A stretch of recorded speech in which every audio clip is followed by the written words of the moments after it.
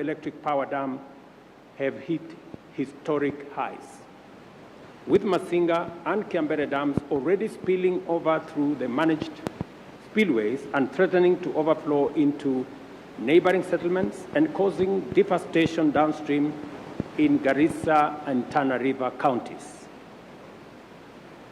Sadly, we have not seen the last of this perilous period, as the situation is expected to escalate. Meteorological reports paint a dire picture. The rains will persist, increasing both in duration and intensity for the rest of this month and possibly after. County security committees are directed to determine on a case-by-case basis the radius that shall constitute the scope of the area subject to evacuation and mandatory relocation that has already been pronounced. The county security committees are further directed to continuously monitor other dams and water reservoirs across the country that may not be presenting a risk now, but could do so in the event of further precipitation.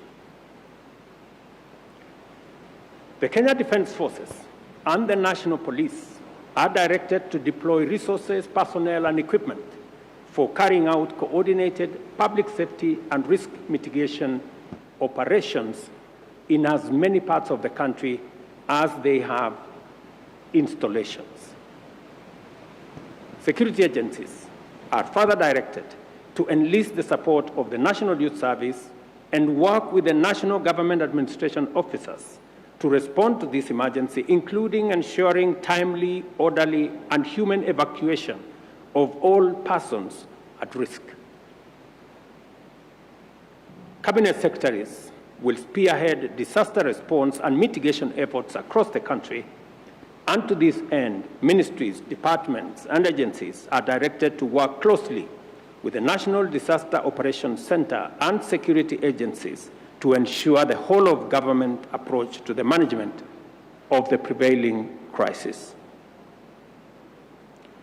The government, working with stakeholders, has put in place adequate measures to provide temporary shelter, as well as food and non-food essential supplies.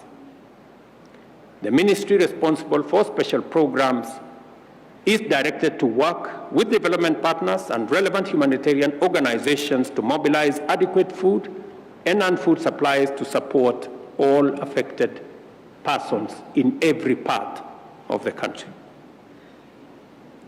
The Ministry of Agriculture and Livestock Development, through the National Cereals and Produce Board, is directed to make available food supplies in government stores to support this effort.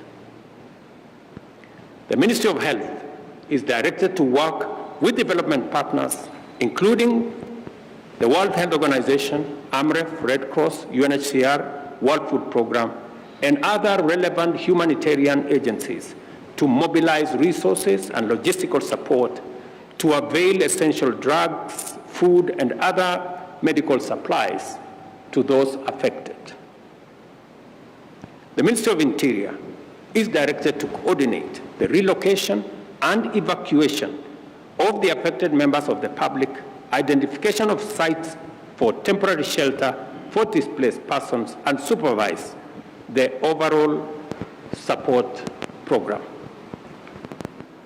The Ministry of Education is directed to postpone the dates of reopening of all schools in the country for the second term until further notice.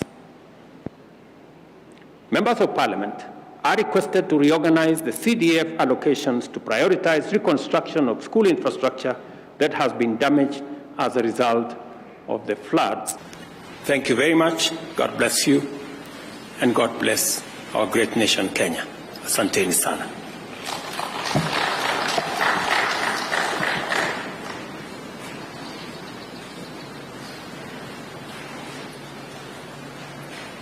Thank you very much. Your Excellency, my name is Mwangi Maina from Minoro TV.